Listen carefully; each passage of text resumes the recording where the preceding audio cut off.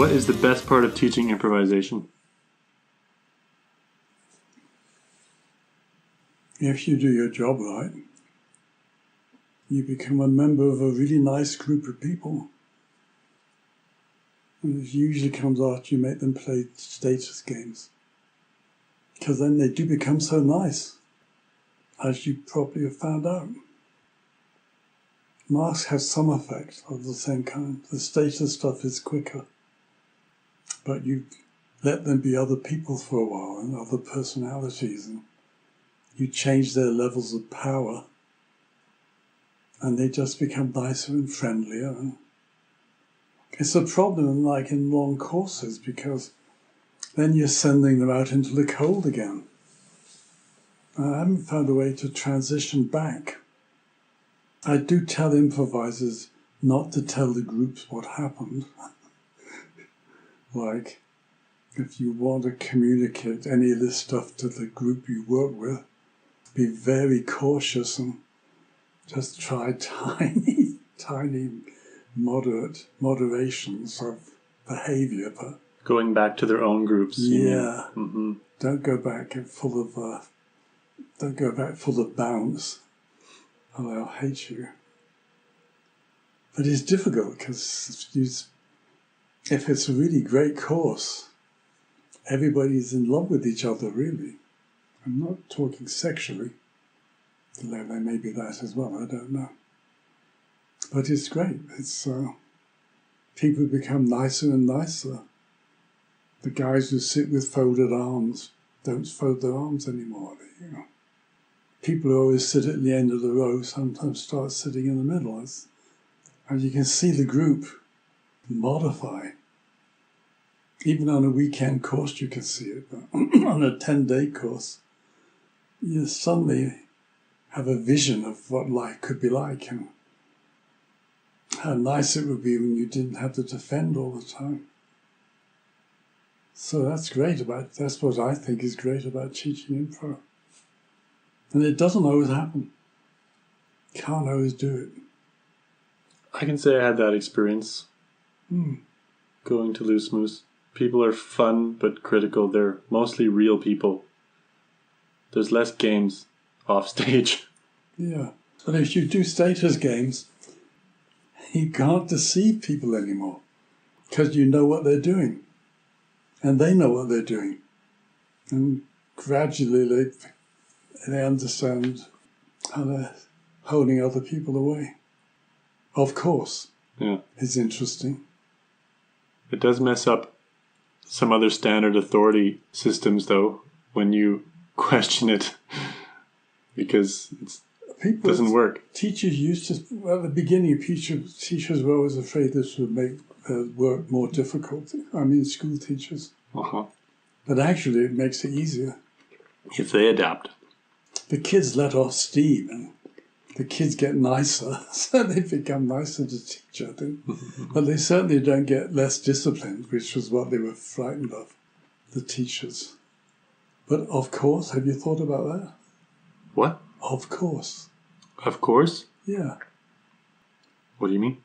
Would you like some cherries? Say, of course. Of course. And I say, yes. Would you like some cherries? Yes. Can you feel it? Yeah. The of course.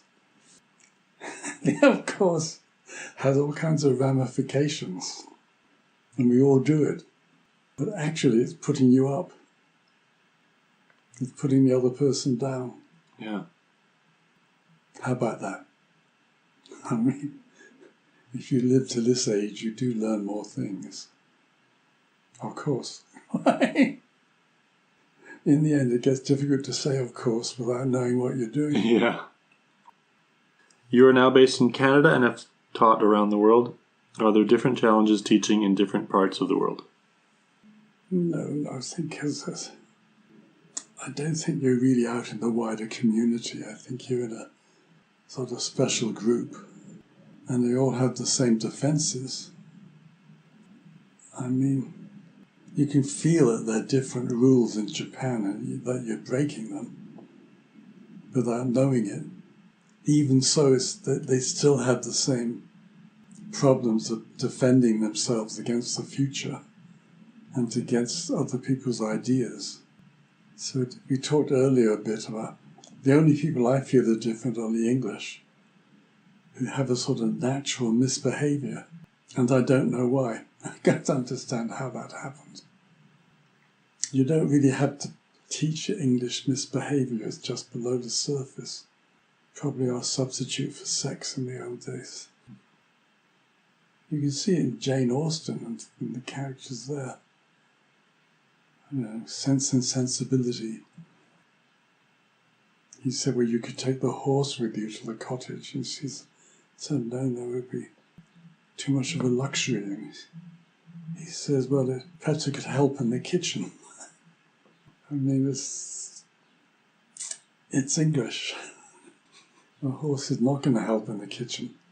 But she understood that. So that sort of English thing goes certainly back to Jane Austen. They have fun playing with the rules of not being able to say what they really feel or do what they really want. I guess. I'll think about Shakespeare. I'll think about it. About how he is.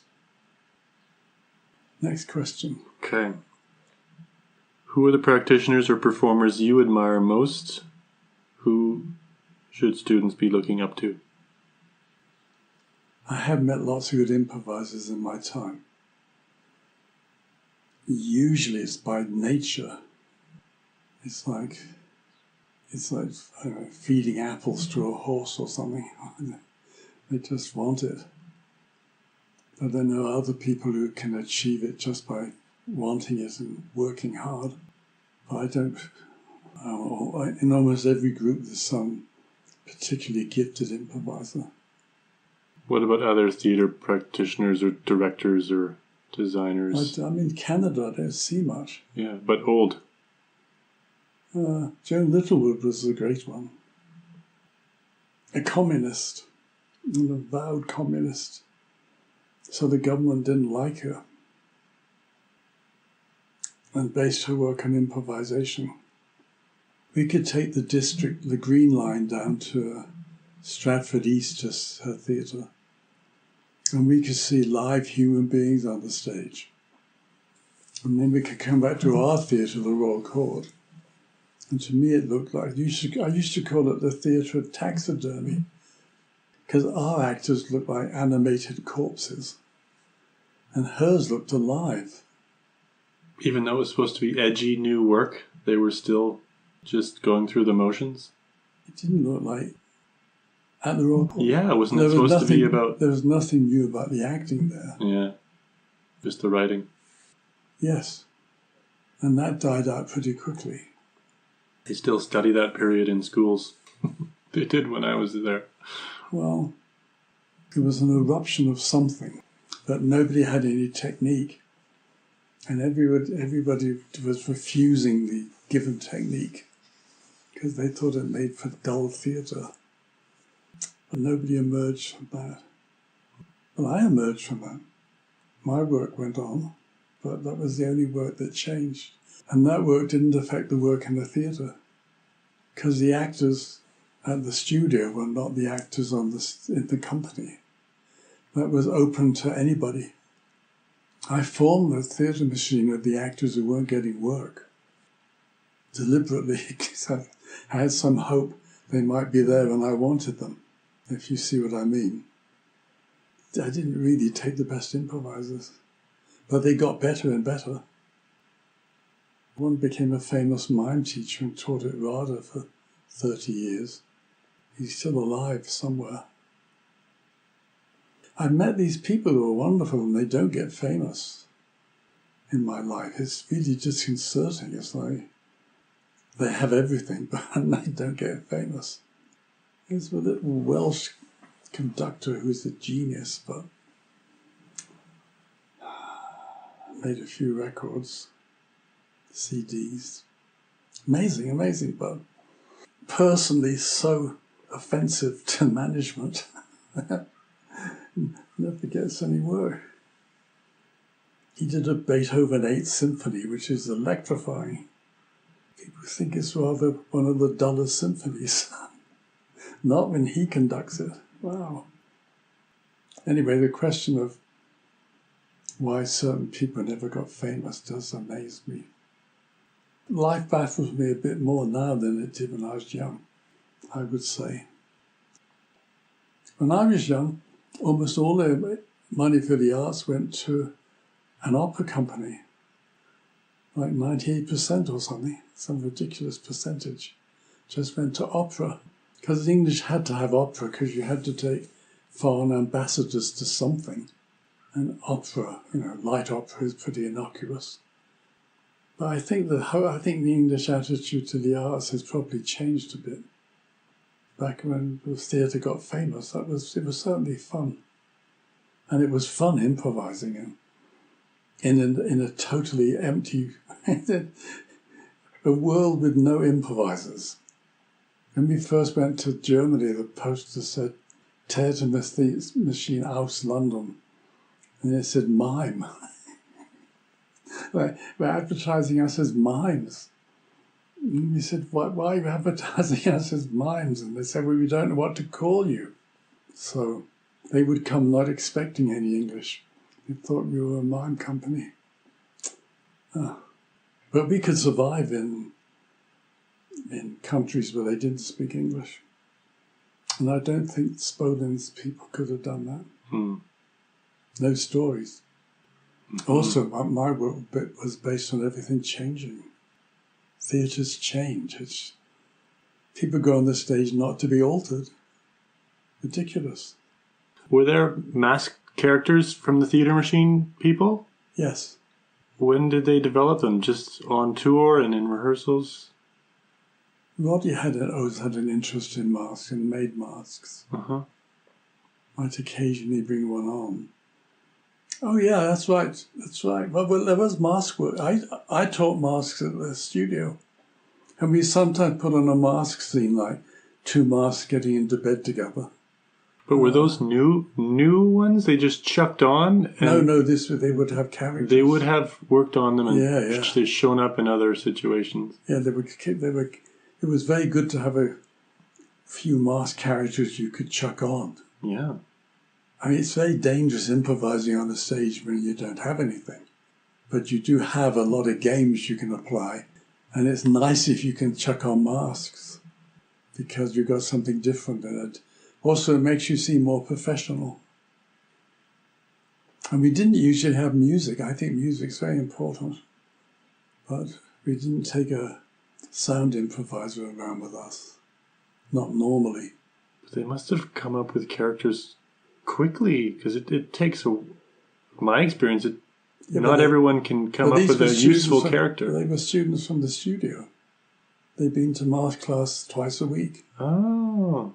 And some of those were in Theatre Machine. I took people from the studio. Okay. All the first people were from the studio.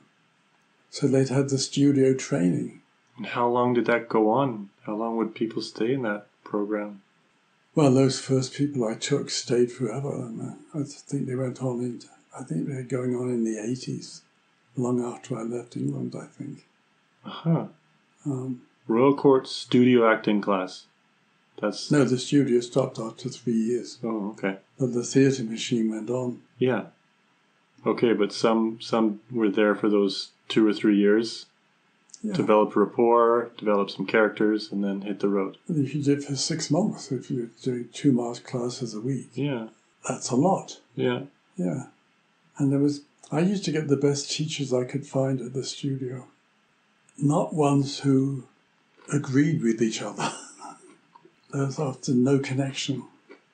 Doreen Cannon taught American method acting and would never come to see a mask class. He wouldn't come and look at it like it was like those cardinals who wouldn't look through Galileo's telescope. I mean, Yat was a ferocious movement teacher from Finland who had no connection with anybody. I wouldn't let the students go to him unless they went to at least 4 classes. After 4 classes, they would realize this man was good. But he was also ferocious and would make your life difficult. Well, Bill Gaskell taught there. Devine taught there. I was late once, and I came in, and this guy who'd been in a coal mine was on the class, was taking the class, just to fill time in. And I sat at the back and I watched him. He was wonderful. So I got him to teach. He was the guy who taught at RADA for 30 years, Okay. Ben Benison. It was only because I came late and Ben took over. And he had been working in a coal mine, for God's sake. A better life, I think. Safer life. Yeah. Working at RADA and down a coal mine. Yeah, so if I could find a good teacher, and the students would say, but it doesn't make sense that one person telling me one thing and somebody else is telling me another. And I said, well, you have to resolve it yourself. I'm not going to help you. These are good teachers. Can you learn from them? It's your problem. Meisner has a lot of longevity. There's a lot of people that keep studying and practicing Meisner. And I read a book by him once, but I don't know much about him. He's all about connection in the moment. It's a lot of exercises about really staying with the person and forget about where it's supposed to go. Does it work? Well, I don't know. People like it, and there's a little bit of overlap with improvisers and people who train with that. But my sense is that the storytelling is missing, because you might just... Well, you can have a connection with somebody but still refuse to go into the future. Yeah. And if you've got a good story, that'll carry you, except that you need to work for that all the time, which we did. Because also you're working in Europe, you're working in Yugoslavia, and they don't understand a word. So you can't. Connecting with somebody doesn't help you there. Yeah. The stories have to be broader. Something has to happen. Yeah. And you had to give it some sort of structure. The thing is, I don't know what your question is now. The thing is, I wanted something miraculous. I didn't want to just get on the stage and do stuff. That looks authentic. Yeah. I wanted something amazing. Mm-hmm. And see, if you're struggling for that, you're not content with just getting laughs or whatever, or the old stuff, or you understand, you're looking for something you've never seen before, that you never thought could exist before. You're trying to find, well, every now and again in improvisation, something totally wonderful happens. We want that. And it seems to me that a lot of improvisers have settled for less. And I do tell people that if they know how to do it, give up, because it's just going to be dull. They're just going to go on the stage and do their stuff. They're not searching for something unheard of. They're not throwing their hook into a dark lake, seeing what emerges. They're making pizza. Is there one skill you think every successful theater professional should have? Oh, I don't know. This isn't really a skill. It's nice if you're fighting to be truthful. It does not really mean naturalistic, but telling the truth. There were hundreds of improvisers in the silent cinema, but the ones you remember were trying to be truthful. And that's the ones we remember. The other guys were just trying to be funny.